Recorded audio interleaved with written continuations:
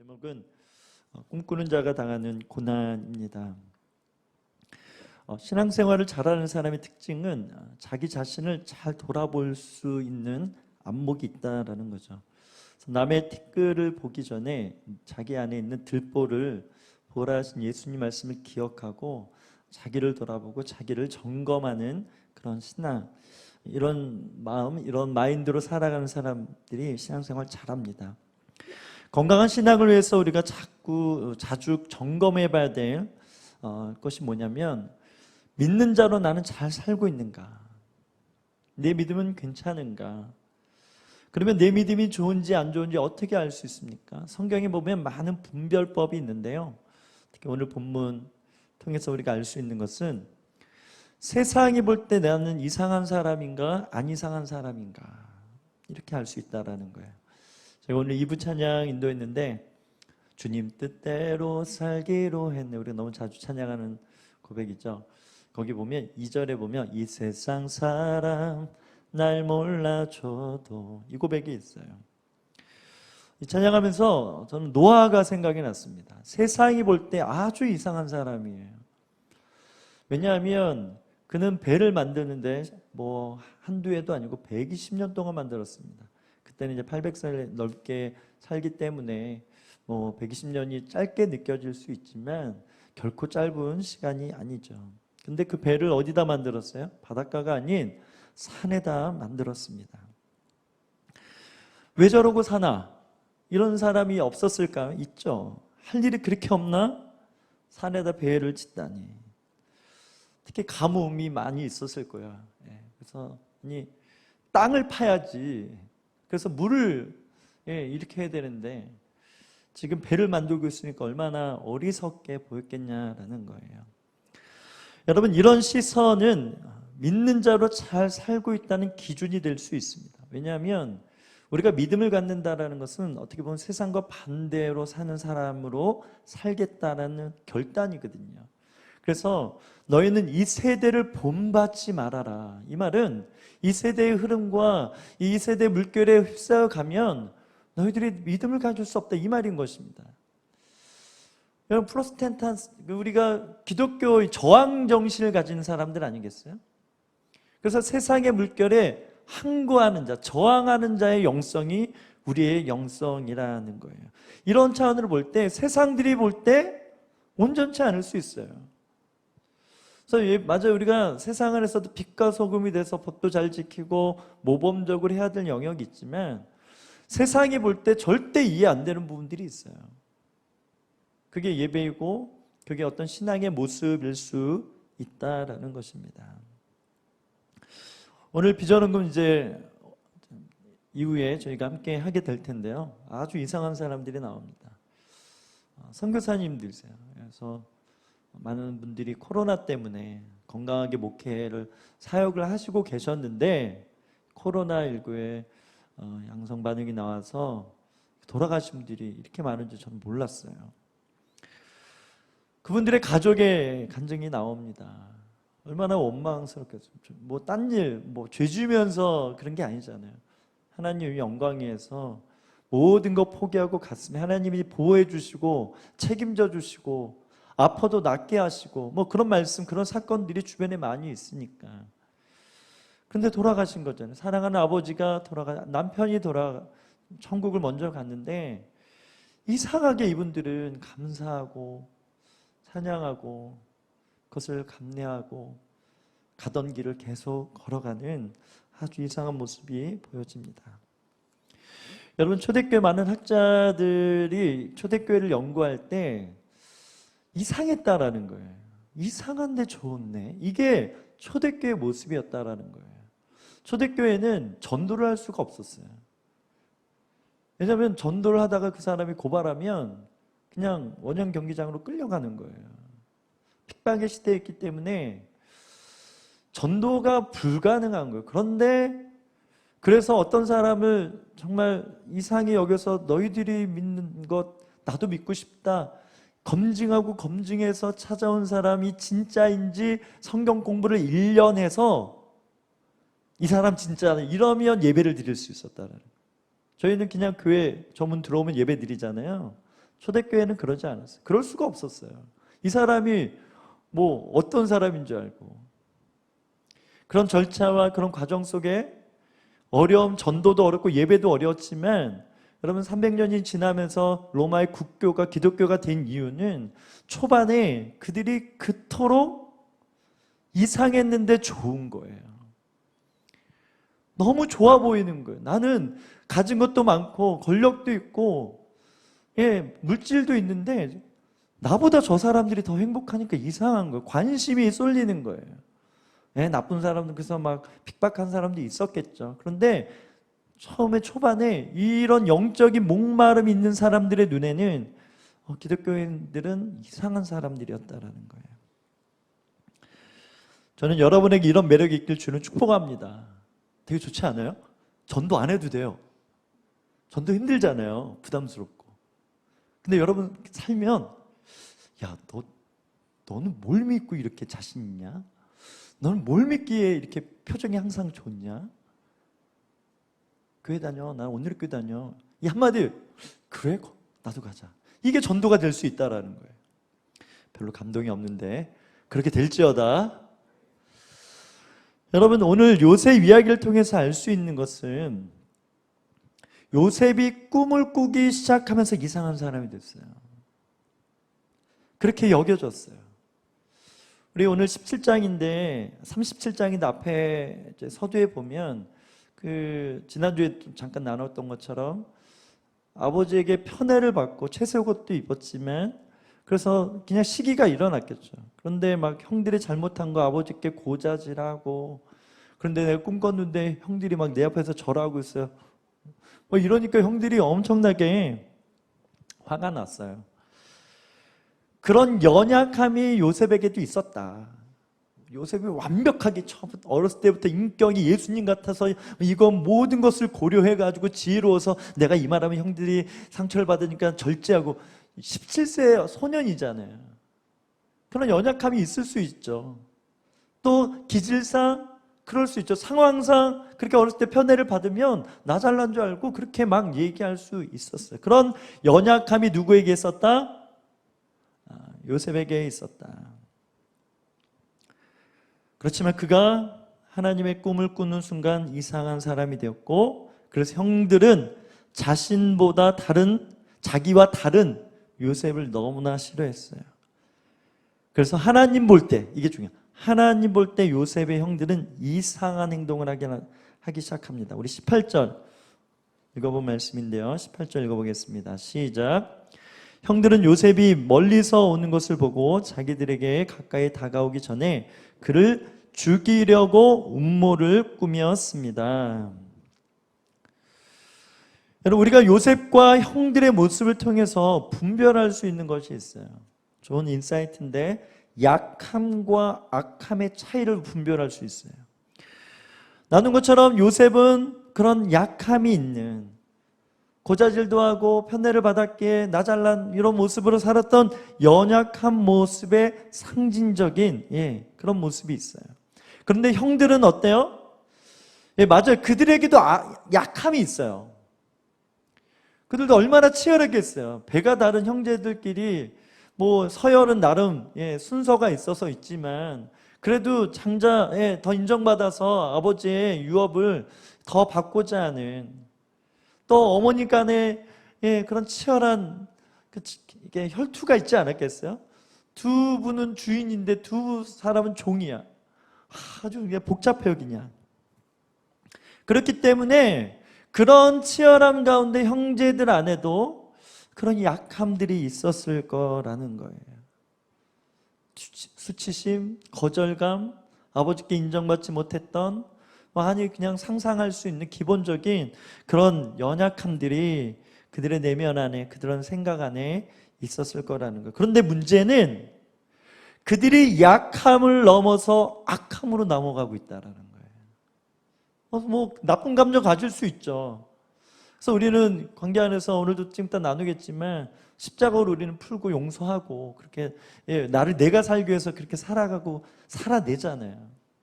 뭐 이들도 하나님 믿었으니까 요즘 같은 신앙이었을까 뭐 이런 물음표는 있지만 어찌됐든 하나님 믿는 사람으로서 또 그런 나름의 인격을 가지고 하나님의 뜻이라면 그의 불편한 마음들, 미워하는 마음들, 질투하는 마음, 시기하는 마음들을 나름 해결하고 살았어요, 여태까지. 그런데 그게 계속 사단이 그의 생각 가운데 나쁜 생각을 주고 결국 오늘 본문에 어떻게? 죽일. 그냥 마음으로 미워해서 죽이는 이 정도가 아니에요. 진짜 육신을 죽이는, 형제를 죽이자 음모를 꾸몄다라는 거예요. 여러분, 영적 전쟁은 우리의 약함을 악함으로 만들려는 사단의 계략이 분명히 있다라는 거예요. 우리의 생각 가운데, 우리의 감정 가운데 계속 불편한 마음, 복수하고 싶은 마음, 시기, 질투, 미움, 그 거절감의 상처에서 비롯된 이 뿌리에서 자라난 분노, 여러 가지 그런 모습들이 넘쳐나서 진짜 누구를 진짜 한 대 때려주고 싶은, 해코지하고 싶은, 복수하고 싶은 그런 마음이 얼마든지 들 수 있는 사람이 우리 자신이라는 것입니다. 그래서 영적 전쟁에서는 나의 약함을 넘어서 악함으로 인도하는, 악함으로 넘어가게 하는 사단의 괴계를 예수 이름으로 대적하고 예수님을 만나고 예수님이 주신 마음으로 지켜내고 생각으로 용서하고 화해하고 화평케 하고 온유한 자로, 겸손한 자로 관계 안에서 그리스도의 향기를 바라는 것, 이것이 영적 전쟁의 승리라는 것입니다. 누구처럼? 르우벤처럼. 우리 20절, 21절 같이 읽어보겠습니다. 시작.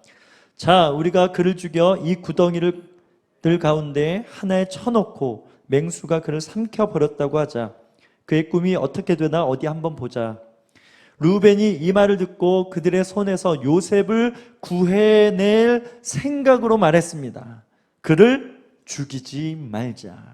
다 죽이려고 했는데 르우벤은 달랐어요. 르우벤이 여러분 장자인 거 아시죠? 그래서 여러분, 우리가 20절에 형제들의 마음 뭐라고요? 죽여. 그를 죽여. 구덩이 가운데 하나에 쳐놓자. 여러분, 그 당시 구덩이는 물이 우기 때는 물이 차 있어서 우물처럼 썼고요. 마를 때는 그냥 2m가 넘는 그런 곳이기 때문에 그냥 들어가면 굶어 죽는 거예요. 물이 없어 죽기도 하고 그런 구덩이가 거기에 있었던 거죠. 그래서 여기 쳐넣자. 그러면 맹수가 지나가다 여기 있는 거 잡아먹든지 아니면 굶어 죽든지 그렇게 될 거다. 그런 음모를 가지고 그렇게 고백한 거죠. 그런데 21절에 죽이지 말자. 다른 생각을 가진 르우벤이 있었어요. 여러분, 우리 안에 다른 생각, 내 육신의 정욕, 이생의 자락, 안목의 정욕의 생각들이 올 때 다른 생각을 주시는 분이 계세요. 누구십니까? 보혜사 성령님이라는 것입니다. 보혜사 성령님의 은사는 우리가 말씀, 십계명, 많은 계명, 온 마음 다해 주님을 사랑하고 내 이웃을 사랑하라, 이 두 구절로 모든 것을 다 해석할 수 있잖아요. 더 그것을 쪼개서 세부적으로 이럴 때 저렇게 하고 저럴 때 저렇게 하고 율법을 나눠서 인간적인 하나님과 관계 안에서 규례, 이것이 하나님께서 주신 율법입니다. 우리에게는 성경 66권이죠. 많은 사건들, 많은 사례들을 통해서 어떻게 살아야 될지 우리가 성경 공부, 설교 말씀을 통해서, 큐티를 통해서 날마다 말씀을 가까이 하고 말씀을, 내용을 이해하며 살아가고 있어요. 여러분, 이게 중요합니다. 그래서 그런 경우의 수들을 가지고 성령님이 딱, 너 르우벤 맞지? 너 지금 르우벤의 생각이 필요해. 누군가 확 그냥 이러고 싶을 때 아니야, 르우벤. 좀 이따 또 한 명 나와요. 유다. 가론 유다가 아니라 오늘 본문에 나오는 유다. 그렇게 성령님께서 마음을 주시고 생각을 주시고 우리의 마음을 지킬 수 있도록 도와주시는 분이라는 거예요. 저를 따라 고백하겠습니다. 보혜사 성령님은 나의 마음을 지켜주시는 분이시다. 여러분이 절대로 못 지킵니다. 여러분이 알듯이 여러분이 여러분의 마음 못 지킵니다. 그래서 우울증이 그렇게 많은 거예요. 공황장애 그렇게 많은 거예요. 갑자기 막 심장이 또 죽을 것 같은 게 공황장애잖아요. 그죠? 죽을 것 같은 거, 죽을 상황이 아닌데 그냥 그렇게 여겨지는, 그렇게 마음이 고장 날 수 있다라는 것이죠. 마음을 못 지키면. 사단은 끊임없이 하나님의 뜻과 다른 생각들로 우리를 지금도 공격하고 있습니다. 특히 저는 예배 사명자니까 오늘도 예배했지만 자꾸 찬양 가운데 다른 생각들을 계속 줘요. 그럼 영적 몰입이 안 되는 거예요. 그럼 진심이 일어나지 않아요. 이 훈련이 굉장히 중요합니다. 그래서 평소에 이 훈련을 계속 이어가지 않으면 일주일 동안 아무것도 영적인 생활 안 하고 딱 예배 드려서 예배하는데 막 기름 부으면 이거 특별한 하나님의 주권 은혜죠. 여러분의 믿음은 아니에요. 근데 하나님께서 그래서 주야로 묵상하고 미간에 붙이고 문설주에 붙이고 각 말씀을 계속 그렇게 가까이 하라는 것이, 말씀 보면서 이렇게 단어장 외에도 이러라는 것이 아니라 우리의 영을 계속 주님께 내어 맡기라는 거예요. 영적 관리를 하라는 거예요. 하나님과 관계 안에, 영이신 성령님과 관계 안에 있으라는 거예요. 말씀을 매개체로 계속 하나님이 주신 생각을 받아내라는 거예요. 그것이 하나님이 여러분 인생 가운데 주시는 꿈이고 사명이고 지혜고 능력이고 아이디어고, 보지 못하는 것을 보게 하고 믿지 못하는 것을 믿게 하는 좋은 도구가 된다라는 거예요. 그래서 진짜 하나님의 일을 하는 사람들은요, 겸손합니다. 자기 게 아닌 게 분명하니까. 이거 내가 한 게 아니에요. 근데 영적으로 교만한 사람들은요, 내가 한 것처럼 여겨져요. 딴 사람 얘기가 아니라 제 얘기예요, 제 얘기. 그런 게 있더라고요, 제 안에. 그래서 제가 온전히 회개할 수 있도록 여러분 기도해 주시기 바랍니다. 더불어 여러분도 회개할 수 있도록 기도하시기 바랍니다. 그 자리까지 가야 돼요. 그래서 미워하지 말자, 복수하지 말자, 나에게 수치심을 주고 나를 거절하고 나를 괴롭혔던 그가 없어졌으면 좋겠다, 이런 생각을 뿌리칠 수 있어야 돼요. 누구처럼? 루벤과 유다처럼. 우리 22절과 26절, 27절을 같이 읽어보겠습니다. 시작. 루벤이 다시 말했습니다. 피는 흘리지 말자. 요셉을 그냥 이 광야의 구덩이에 던져놓고 그에게 손을 대지 말자. 루벤은 그들의 손에서 요셉을 구해내어 자기 아버지에게로 돌려보낼 작정이었습니다. 유다가 그 형제들에게 말했습니다. 우리가 우리 동생을 죽이고 그 피를 숨긴다고 얻는 것이 뭐가 있겠느냐. 자, 그에게 손대지 말고 그를 이스마엘 사람들에게 팔아버리자. 어쨌든 우리는 우리와 살과 피를 나눈 형제가 아니냐. 그러자 다른 형제들도 말을 들었습니다. 이렇게 해서 꿈에 대해서 나누고 있는데, 여러분 꿈의 궁극적인 목적은 뭘까요? 여러분에게 왜 꿈을 주실까요? 여러분이 꿈이 있다면 그 꿈의 방향과 궁극적으로 어떤 것을 이루기 위해서 꿈을 가질 걸까요? 정리해드려요. 성경적으로 정리해드립니다. 여러분 꿈은, 사명은, 부르심은 다 생명을 위해서 있습니다. 생명. 여러분이 하나님의 생명을 살리는 일에 다 연관되어져 있다라는 거예요. 그래서 돈 벌어야 되는 거예요.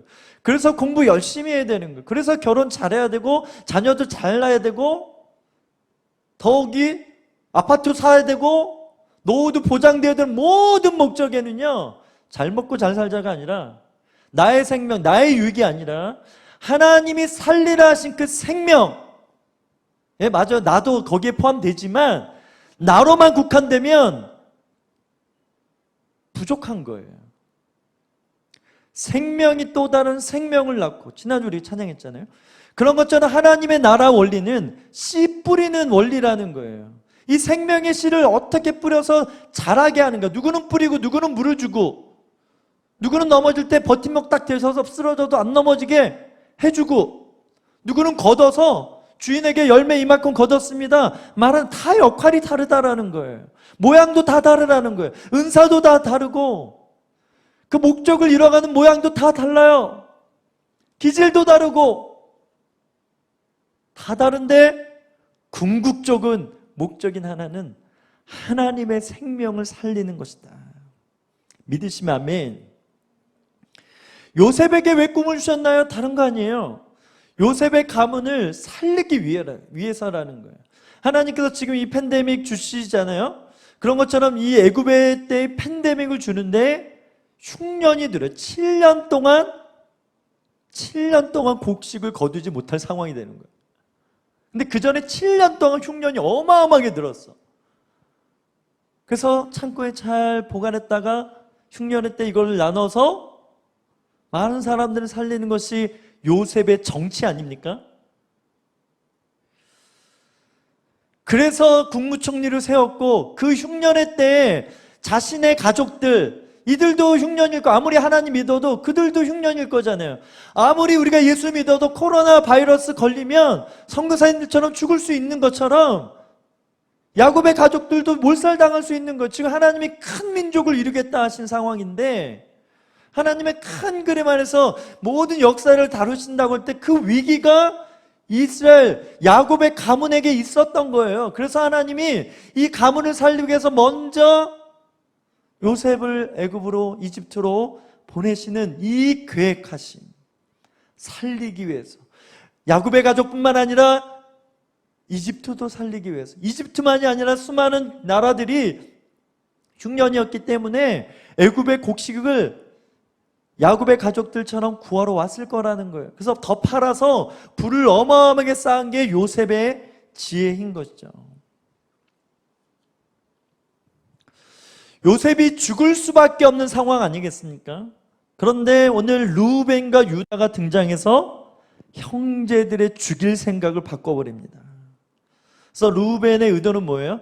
구덩이에 잠시 넣었다가 갈 때 몰래 와서 요셉 꺼내서 야, 저리 돌아, 빨리 아버지 집에 가. 이거 하려고 했던 거고, 유다는 구덩이에 계속 있으면 죽을까 봐 루벤하고 잘 이렇게 소통했으면 이렇게 둘이 잘 했을 텐데 몰랐던 것 같아요. 그냥 가도 루벤이 아마 살렸을 거예요. 그런데 이 유다도 살려야 되니까 이러면 그냥 죽는 거 아니까 때마침 이스라엘 상인들이 지나가니까 저 사람들한테 팔면 그나마 살겠다. 어떻게 될지는 모르겠지만 팔면 되겠다. 그래서 설득하는 거예요. 야, 팔아면 뭐하냐? 그냥 없는 거 아니야. 대신 팔아서 돈 남기자. 여기에 혹한 거예요. 형제들이. 그래서 은 몇 냥? 20개를 대가 지불로 받고 요셉을 파는 내용이 오늘 본문에 나와 있습니다. 그래서 아까 루벤 얘기했고요. 이제 유다 얘기하고 싶어요. 유다의 이 생각, 어떻게 보면 성령님이 주셨다고 말할 수 있는 이 생각, 왜? 하나님은 이 유다의 생각까지 먼저 아셨거든요. 그래서 아마 꿈을 주셨을 거예요. 형들이 막 절하는 모습, 하나님의 그림에는 통전적으로 다 보기 때문에 과거와 현재, 미래가 한눈에 보이기 때문에 그래서 요셉에게 꿈을 주신 거거든요. 유다가 이 말 할 줄 알고 아주 결정적으로 하나님이 원하는 그림이 딱 나온 거예요. 가룟 유다는 예수님을 파는 그 도구로 악하게 쓰임받았지만 이 유다는 달랐어요. 그래서 이런 축복을 받습니다. 우리 창세기 49장 8절과 9절인데요. 제가 읽어볼게요. 유다여, 내가 네 형제들에게 칭송을 받으며 네 손이 네 원수들의 목을 잡기를 바란다. 네 아버지의 아들들이 네게 절할 것이다. 유다는 사자 새끼다. 내 아들아, 네가 사냥한 먹이 위로 일어섰구나. 그가 웅크리니 사자 같으며 그가 암사자처럼 엎드리니 누가 감히 그를 일으켜 세우랴. 유다의 사자, 우리 찬양하잖아요. 사자와 어린 양. 예수님이 유다의 사자의 모습을 갖고 계신데 이 유다를 향한 이 야곱의 예언이 그대로 메시아가 오는, 요셉도 아니고 루벤도 아니고 베냐민도 아닌 유다를 통해서 예수님이 오게 된 이유가 여기서 시작되는 거예요. 살리는, 결정적으로 요셉을 살리는, 하나님의 뜻을 일으킬 수 있는 그 요셉을 결정적으로 살리는 역할을 유다가 했기 때문입니다.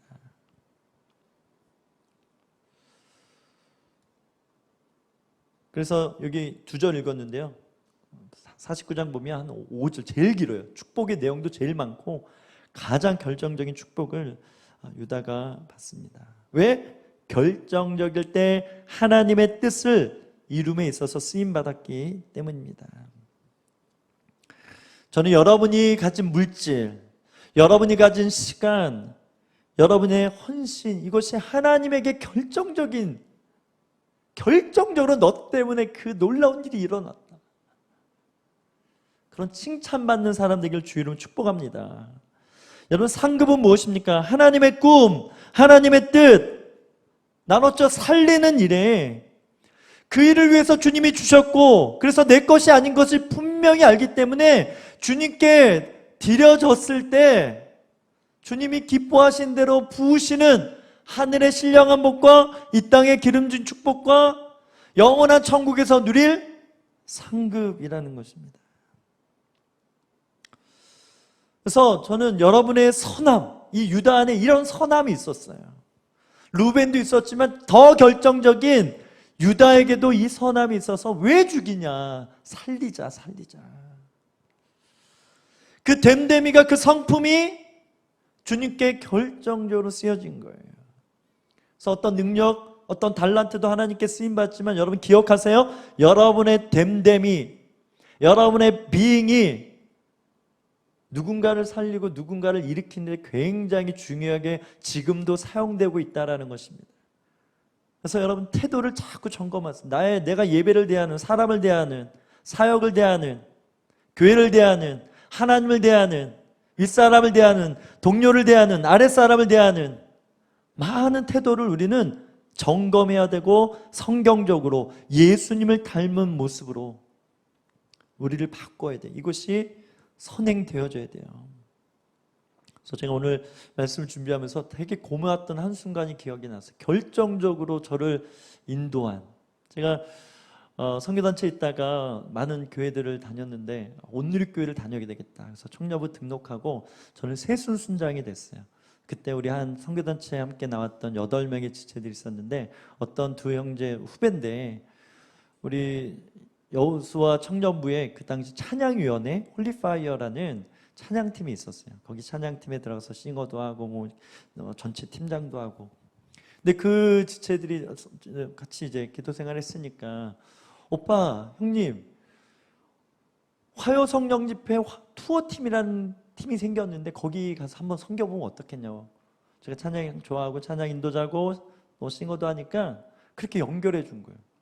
제가 다른 교회 전도사 하고 있을 때요. 온누리교회가 아니라. 그래서 다른 교회 교육 전도사에 있으면서 서브로 부캐라 그러잖아요, 요즘. 예, 그렇게 온누리교회 찬양 사역에 입문하게 됐어요. 근데 매주 화요일마다 전국을 돌아다니면서 악기 바리바리 여기 있는 거 스피커, 믹서, 모니터, 악기, 드럼, 퍼커션까지 있어가지고 짐이 트럭으로 하나. 남자 3명에서 그걸 다 세팅하고 패킹하고 아침 8시에 나서 들어가는 시간은 새벽 4시예요. 그거를 매주 한 번씩 했어요. 진주, 부산, 가까운 여기 평촌 가면 와 진짜 가깝다. 대전이면 와 가깝다 막 이러면서 정말 평생 기억에 날 만한 사역을 했어요. 고맙더라고요. 저에게 그 얘기 해줘서. 그 얘기가 아니었으면 그냥 가는 거예요. 오늘이 아닌 또 다른 교회 여러분 몸만 만났을 수도 있어요. 근데 그 한마디였지만 되게 고맙더라고요. 나중에 꼭 만나면 고맙다고 얘기할 거예요. 여러분 사도행전에 보면 바울이 바울 될 수 있었던 중요한 요인이 있어요. 바나바 때문에 그래요. 바나바가 담임 목사고요. 바울이 파트교육자 정도 됐어요. 왜? 복음을 받아들이고 이제 복음 전도자가 된 지 얼마 안 됐기 때문에. 그래서 바나바가 품었어요. 근데 기름 부음이 계속 임하네요. 바나바는 간데없고 바울만 있더라. 바울은 28장까지 나오잖아요. 바나바는 어느 순간에 안 나와요. 예, 착한 사람이다, 좋은 사람이다, 성령, 예, 그런 지지와 그런 분명한 인정은 있지만 바나바보다 바울이 더 높아진 거예요, 어떻게 보면. 그런데 그는 나는 쇠하고 바울은 흥하리라. 예, 세례 요한처럼 그렇게 예수님을 높이듯이 그가 그의 사명을 온전히 감당했어요. 안내해 드린 거예요. 여러분, 나아만 보세요. 나아만 했던 나아만 아시죠? 문둥병에 나아만 했던. 한번 웃어주세요, 제발. 누구 때문에 나왔습니까? 여인의 한마디. 여종의 한마디. 내가 여기 요단강에 7번 물을 닿느니 우리 아랍 나라에 좋은, 물 더 좋은 곳에서 내가 목욕을 하겠다. 근데 소녀가 듣더니, 아니 이게 밑죄야 본죄야 한번 담궈보세요. 그런데 그러네? 뭐 담그면 되지. 이러고 담궜는데 나은 거잖아요. 그 한마디, 결정적인 한마디. 여러분의 위로가 그렇게 쓰임받을 수 있다는 거. 직장 안에서, 교회 안에서 여러분의 섬김이, 여러분의 헌신이, 누군가 한번 손 한번 잡아준 것이, 너 나랑 같이 일하자 한마디 한 것이, 너 나랑 같이 동역하자 했던 그것이, 여러분이 열심히 사역하면서 예배하고 했던 그 장면이, 그 노래가, 그 영상이, 하나님은 그렇게 우리를 사용하신다라는 거예요. 오늘 비전헌금합니다. 여러분, 비전헌금은 우리 교회를 위해서 가끔 쓸 때 있지만 대외적인 사역에 우리가 헌금하고 있는 거예요. 온누리교회가 누군가에게 결정적으로 도움이 되고자 하는 하나님의 보너스, 찬스와 같은 게 비전헌금인 것입니다. 그래서 교회 예산에 편성이 되어 있지 않아요.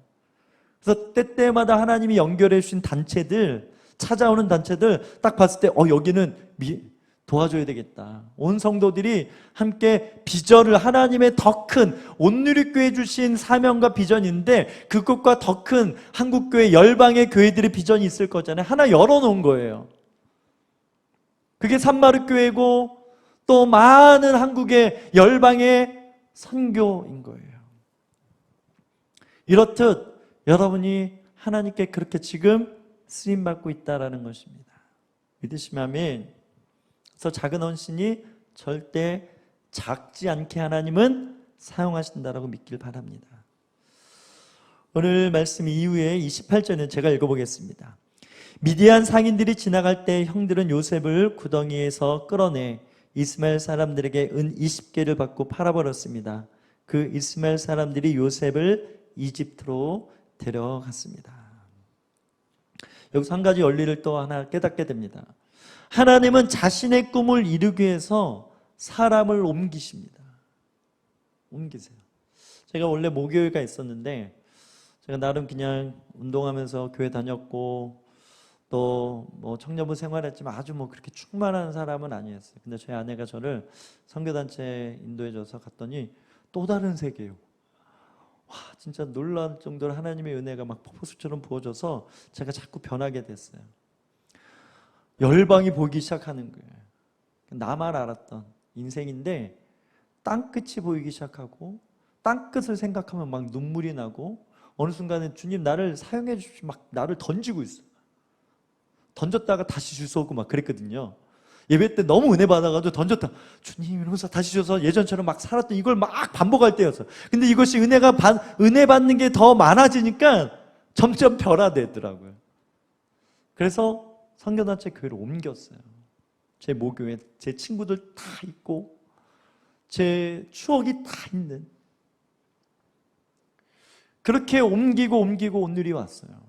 계속 온누리 안에서도 여기저기 저희는 또 온누리 그 매트릭스 시스템 있잖아요. 교육자들이 막 옮겨 다녀요. 이때는 이분과 이때는 뭐 저 사역과 막 다양한 사역들 하나님이 계속 하나님의 플랜 안에서 그렇게 저희 인생을 몇 년? 20년 동안 온누리에서 사역할 수 있도록 은혜를 주셨고 기회를 주셨어요. 제가 오늘 설교를 준비하면서 그냥 원석이었는데 약간 20년 동안 깎여가지고 약간 보석이 빛날 정도가 됐다. 그것도 싫으세요? 그 정도는 완전히 뭐 보석이 됐다 이건 아닌데, 이제 원석이었는데 이제 약간 보석이 깎여 나가는 부분이 생기기 시작했어요. 아멘. 저 혼자 신나서 아멘. 20년 하니까 20년. 저 40년만 할 거거든요. 제가 내년에 50인데 70세까지 할 거예요. 이제 반 왔어, 반. 그 남은 반을 이제 하나님 안에서 쓰임 받게 될 터인데, 주님께서 이렇듯 우리의 사명자들의 삶 가운데 간섭하셔서 여기저기로, 빌립을 여기저기로, 바울을 여기저기로, 이 사람과 저 사람 계속 단기간이 아닌 장기간을 봤을 때 그렇게 우리의 인생을 인도하고 있다라는 거예요. 여러분의 인생도 마찬가지라는 거예요. 한 곳에서 오랫동안 직장 생활하고 오랫동안 그 집에서 살면 좋겠지만, 때로는 하나님께서 큰 그림을 위해서, 큰 비전을 위해서 지금 가나안에서 지금 이집트로 옮기는 거잖아요. 왜? 열방을 구원해야 되니까. 이게 선교예요. 우리의 발걸음이 될 수 있다라는 거예요. 우리는 얼마나 그것에 열려 있는가. 하나님의 꿈을 받는다고 하지만 나는 여기에요. 고집한다고 그런 마음을 가질 때 하나님의 꿈이 제한될 수 있겠다, 이런 생각을 해봅니다. 저는 여러분이 교회를 사랑하길 주님은 축복합니다. 교회가 될 뿐만 아니라 몸된 교회, 지체잖아요. 지체 꼭 기억하셔야 돼요. 특히 우리가 이제 온라인 시대인데, 여러분 온라인이 아니라 어떤 책 제목이더라고요. 온라인이 되라고. 라인에 올인하라는 거예요. 연결되지 않으면 이제 다 쓸려가는 거예요. 그래서 어떤 관계로 영적으로 어떻게 묶여 있느냐, 이 결속력이 예전에 그냥 되어지는 것이 있었는데 이 파도가 너무 세다 보니까 더 꽁꽁 묶어야 됩니다. 우리가 못 만나지만 더 통화든 카톡이든 뭐든 다 좋아요. 대면은 못하지만 비대면으로도 더 묶일 수 있는, 묶인 것만큼 안전한 신앙생활을 하게 된다라는 거예요. 절대로 교회는 개인주의가 아닙니다. 그러면 지체라는 말을, 유기체라는 말을 쓸 필요가 없어요. 그래서 우리가 더 하나 되기를 힘써 지켜나가는 그런 믿음이 우리 안에 있어야 될 줄 믿습니다. 그렇게 우리 마음이 사람들에게 옮겨가고 더 확장되어지고 더 넓은 땅을 품는 그 믿음이 우리에게 필요하다라는 것입니다. 형들이 은 20개를 받아서 동생을 팔았어요. 근데 놀라운 은혜는 무엇인가? 나중에 이제 음식이 없어서 애굽으로 가잖아요. 그런데 더 많은 것들을 받습니다. 판 거잖아요. 그러면 너희들 왜 팔았냐? 근데 하나님의 그런 잘못된 선택, 잘못된 결정, 약함을 넘어서 악함까지도 하나님은 사용하셔서 지금 하나님의 꿈을 이뤄가고 있어요. 동생을 판 인신매매, 이 파렴치한 사람들을 통해서 12지파, 하나님의 12지파, 신약엔 12제자가 있는데 구약엔 12지파가 있는 거 아니겠어요? 그런 사람들이 과거에 뭐였다고요? 동생을 인신매매로 은 20개로 판 사람들이었다라는 거예요. 주님은 우리에게 말씀하십니다. 요셉 이야기를 통해 말씀하십니다. 나는 이스라엘 하나님이지만 애굽의 하나님이기도 하다. 나는 온 열방의 하나님이기도 하다. 나는 약한 요셉의 하나님이지만 악한 형제들의 하나님이기도 하다. 그래서 나는 모든 경우의 수를 가지고 나의 꿈을 이룰 것이다. 그렇게 나의 뜻은 지금도 이루어지고 있다. 그래서 넘어져만 있지 말고 다시 일어서라. 두려워만 하지 말고 두려움을 이겨내라. 약함은 강하면 되고 악함은 회개하면 된다. 여러분, 이것이 복음인 것입니다. 우리 삶에 부정적인 게 얼마나 많습니까? 맞아요. 때로는 그것이 제한되어지는 것 같죠. 그래서 때로는 하나님의 때를 지체하는 것 같죠. 그렇지만 하나님은 그것까지도 사용하셔서 하나님의 뜻을 이루세요. 여러분, 이런 하나님 믿을 만하지 않습니까? 우리의 삶 내어 맡길 만하지 않습니까? 50장 20절에 이런 말씀이 있어요. 당신들은 나를 헤아려 했으나 하나님은 그것을 선으로 바꾸사 오늘같이 많은 백성들의 생명을 구원하게 하시려 하셨나니. 그래서 요셉은 나중에 이걸 깨달아요. 이 심요막측한, 이 놀라운, 어메이징한 이 놀라운 하나님의 계획하심을 아는 순간 그는 형제들을 용서하고 자기가 가진 것들을 더 나누는 축복의 통로가 되어졌다라는 것을 우리는 압니다. 여러분, 이것이 우리의 사명입니다. 하나님이 여러분을 통해서 하고 싶은 일이 바로 그거라는 거예요. 하나님의 마음을 많이 가져서 이 마음 너도 가져라. 예수님의 성품 많이 가져서 내가 너 이만큼 용서해 줄게. 너 자비를 베풀어 줄게. 그것 때문에 이 사람이 막 나보다 더 잘 돼. 하나님이 가진 영향력을 가져. 이것이 하나님이 이 세상을 하나님의 킹덤으로 바꾸시는 원리인 것입니다. 함께 찬양하겠습니다. 비길 수 없네라는 좋은 찬양이 있습니다. 이 찬양을 통해서 저는 맞아요. 우리가 바다를 보고 산을 보면 와, 이 큰 자연을 어떻게 이렇게 만드셨나. 하늘의 별을 보면 사람이 무엇이간데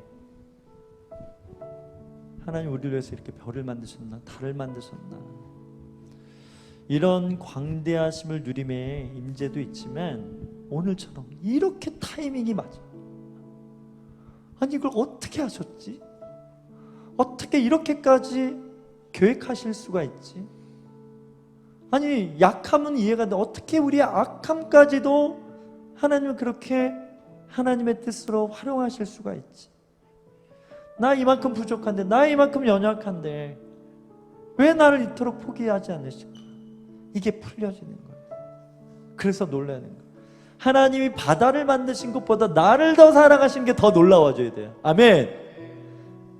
하나님이 별을 셀 수 없는 그 별들을, 우주를 만드신 것보다 나를 이토록 포기하지 않으시고 나를 오늘도 붙들어 주시고, 이게 너무 신비롭고 이게 어마어마한 놀라운 것으로 여겨져. 이게 성령님이 향하시는 것이, 이게 말씀의 능력인 거예요.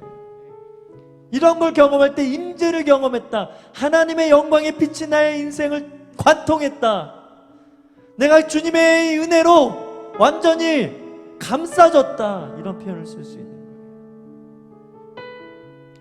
그런 믿음 가지고 우리가 이 찬양으로 주 앞에 나아가기 원합니다. 비길 수 없네, 비길 수 없네, 하늘의 별을 높이는 분, 내 앞에 거센 파도 잠잠케 하시는 분, 비길 수 없네, 아침을 밝히시는 분, 이 땅의 소망은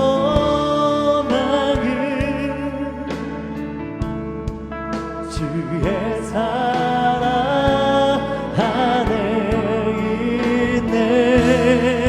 주 광대하시네, 영원토록 놀라운 영광의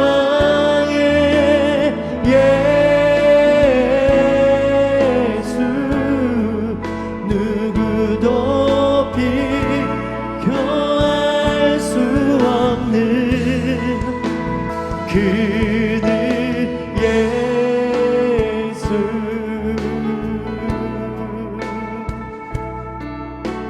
우리 2절 고백하겠습니다.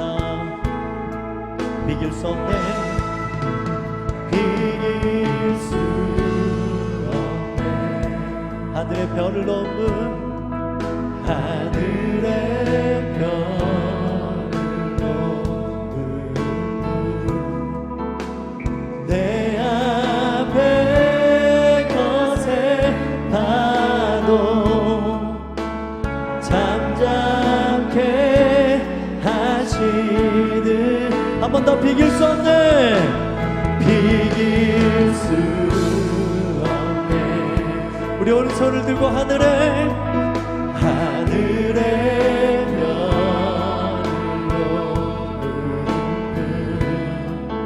이 땅의 소망을 주의 사랑하네 주의 사랑하네 주 광대하시네 주 광대하시네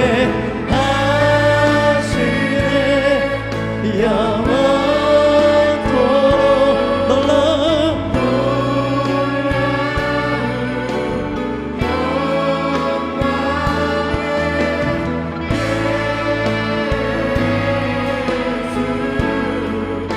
누구도 비교할 수 없네 주 광대하시네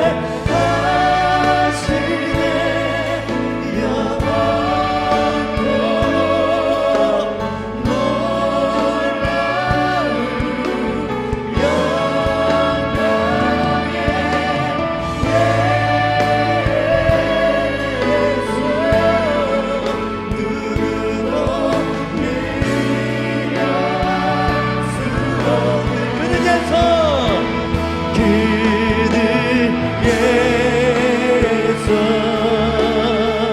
그는 예수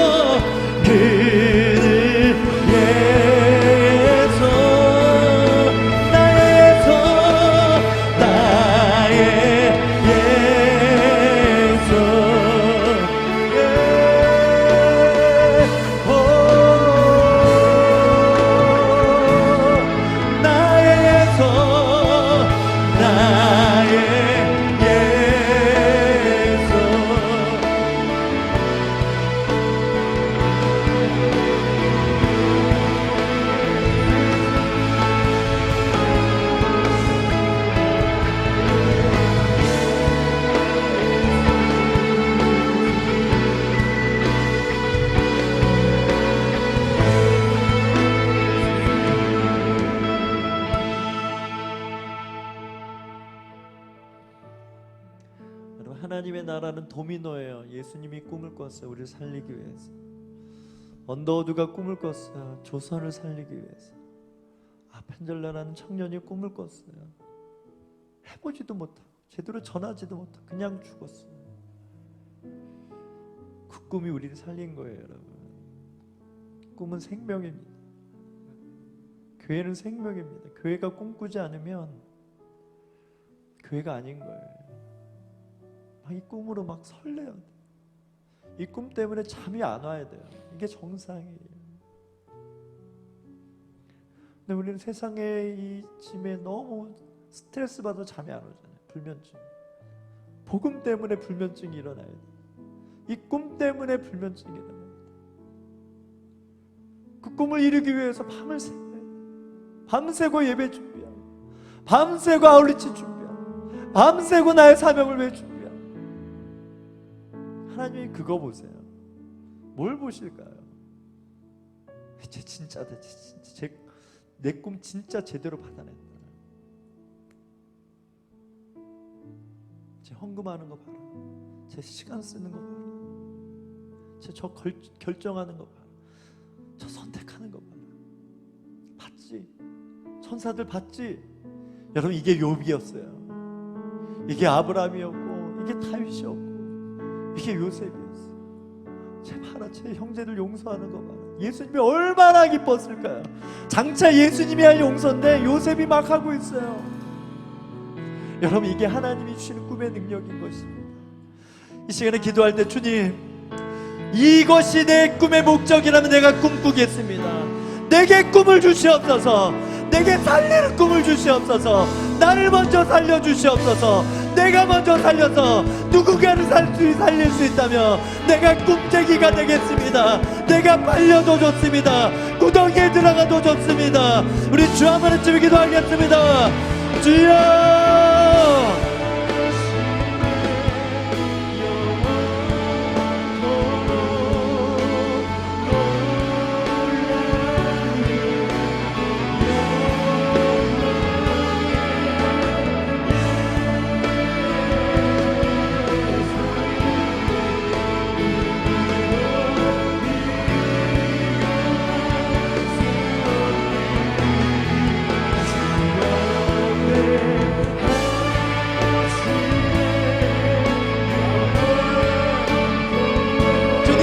위대한 꿈을 꾸기 원합니다. 위대한 꿈을 꾸기 원합니다. 그런데 전능하신 주님의 능력이 우리 삶 가운데 풀어져서 안 될 것도 되게 하시고 광야의 길을 만드시고 사막의 강을 내시는 물 가운데 불 가운데 지나가도 절대로 해안받지 않을 그런 인생을 살게 되는 줄 믿습니다. 아멘.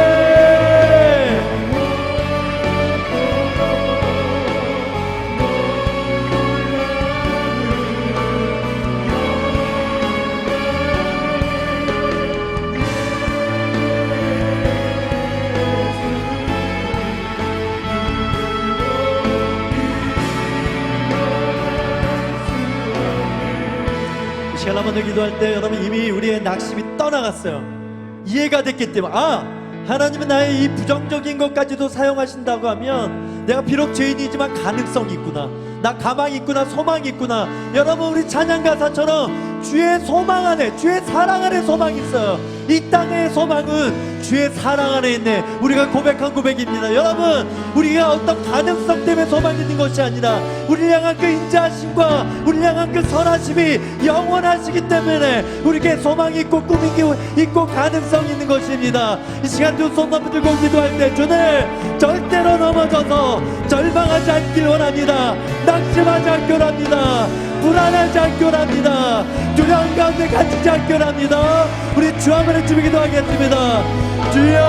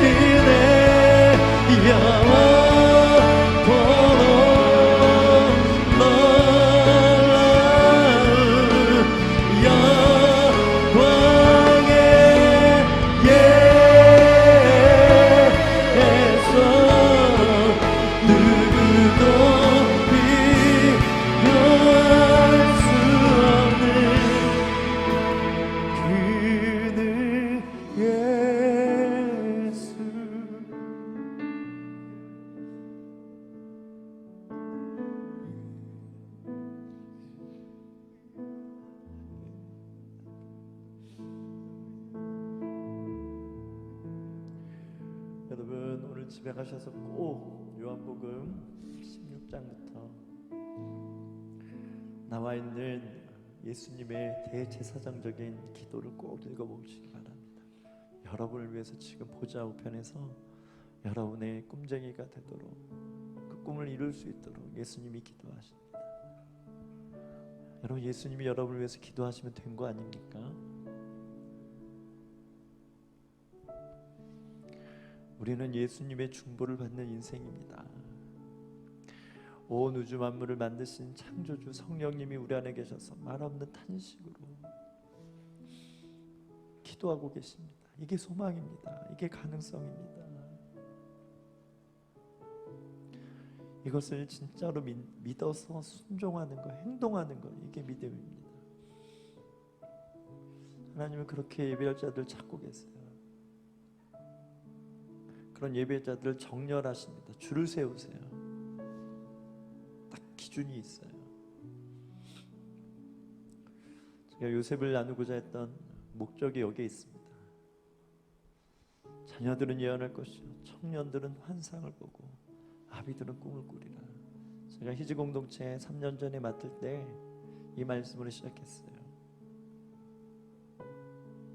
환상을 주십시오. 주님 환상을 주십시오. 특권입니다. 특권.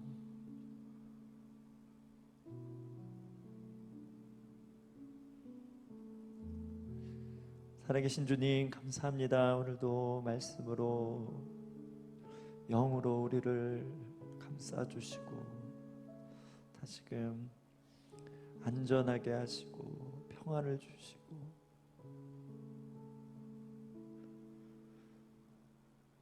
가물어 메마른 땅에 단비를 내려주셔서 감사합니다. 주님의 꿈이 우리였기에 우리도 누군가를 위해 꿈꾸고 우리를 기다리고 있는 그 영혼들의 눈망울을 바라보면서 땅끝을 향해 나아가며 나의 땅끝과 그들의 땅끝이 맞닿는 그런 은혜가 있게 하여 주시옵소서. 코로나 이전보다 더 죽어나가는 사람들이 많아졌습니다. 굉장히 큰 메시지라고 봅니다. 요한계시록에 수많은 사람들이 죽어나가는, 심판받아 죽어나가는 장면들이 있는데 혹시 이 시대가 그런 시대는 아닌가 고민해보고 돌아보고 생각해봅니다. 주님 늘 깨어서 기도하는 예배자가 되게 하여 주셨고 농부가 날마다 농사를 위해서 수고하듯이 꿈농사 잘 하는 그런 거룩한 꿈농사 농부가 되게 해주십시오. 그렇게 역사하실 주님을 찬양하며 감사드리며 예수님의 이름으로 기도합나이다. 아멘.